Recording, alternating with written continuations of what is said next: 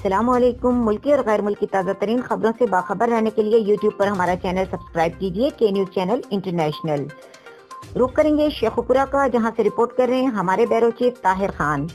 منڈیالہ road جامع مسجد گلزار مدینہ میں عظیم الشان تاجدار صداقت، یار غار، یار مزار، فنافر رسول، افضل البشر، بین الانبیاء، خلیفہ اول حضرت ابوبکر صدیق رضی اللہ تعالیٰ عنہ کی شان اقدس میں کانفرنس منائی گئی، جس میں خصوصی خطاب حضرت علامہ پروفیسر ڈاکٹر میاں صغیر احمد نقشبندی کوٹلہ شریف نے شان صدیقی اکبر بیان کیا۔